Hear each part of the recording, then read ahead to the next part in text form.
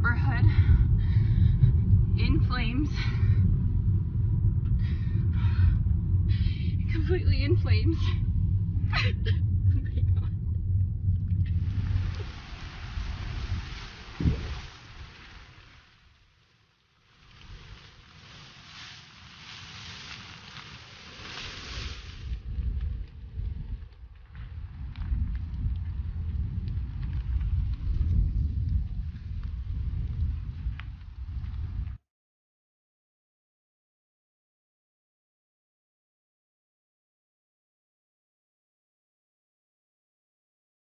The winds have just been outrageous here tonight, and essentially we are in a mode of saving lives and getting people out of harm's way at the moment.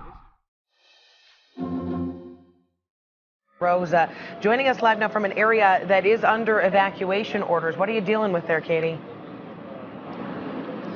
Yeah, that's absolutely right. And so we actually moved back to the other side of the freeway from where we were earlier. And if you look back behind me, you can actually see some of these businesses that are on fire. And Andy, you own one of these businesses. Tell me about what happened this morning. It was about 3 a.m. Somebody texted me to my cell phone, told me it's better you move out and going towards south, because I was living somewhere around here in Fountain Grove area. And when I was moving out, I was with my wife, drove by around my shop. I saw my truck was already fire, and fire was not coming even close to the building yet. But I called fire department and 911. They told me we are going to send someone over. And took a couple of hours. They show up. It was around 5:30, 6 o'clock. There was a couple of people. They start working on it. And then I said, why you don't have enough people? They said, we are very short-handed. We are waiting for some people to come to help us. And this is what happened now. The whole building is burned out. And I have multiple tenants in that building, and I have over $300,000 inventory in that building. I'm in this business for 22 years in town.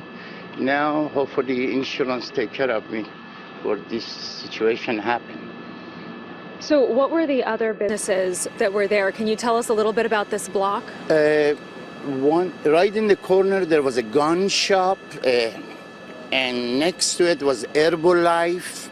Both of them, they were my tenant. And there was another place next to it. There was a sport guy just selling sport stuff. So where do you go from here? I'm waiting until fire go down, and then I will go home.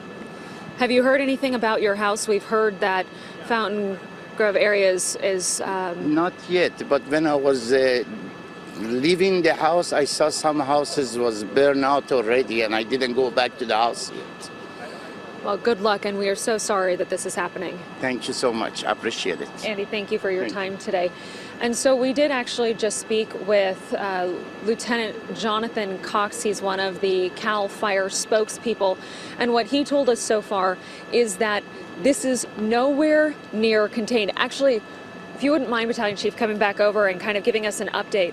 So what are we looking at back here in terms of the action that's going on by these firefighters? Yeah, so you're looking at a commercial structure that was obviously ignited as this fire ran through the north part of Santa Rosa. And these firefighters here are taking a defensive attack, really just trying to hold this road. And this is the tactic that they're using to try to stop the progression from building to building ignition that we're seeing on this fire. So these firefighters are using a large deck gun to cool this structure down.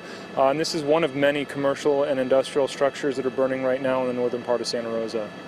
And then can you give us an idea of where else we're seeing some active fires right now that CAL FIRE is really focusing on? Yeah, so the fire's still pushing into the city of Santa Rosa, both in the north and kind of east side of the city.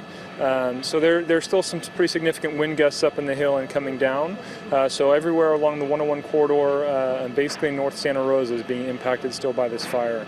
It still is very dynamic and very active, as you can see. What are we seeing and hearing right here? Yeah, so you're seeing some sort of material ignite and burn in there. You're getting a lot of materials that are vaporizing and combusting, gas lines, different materials they may store in the structure, and obviously some explosions occurring as well. Are we in danger right here? Do we need to start thinking about moving back based on Good this? time to end the interview and step back for a second. Okay, so guys, sorry about that. We are going to have to actually move our position right now, so I'm going to send it back to you. It's just too dangerous for us to be here right now. Absolutely. We'll get back to you as soon as we can.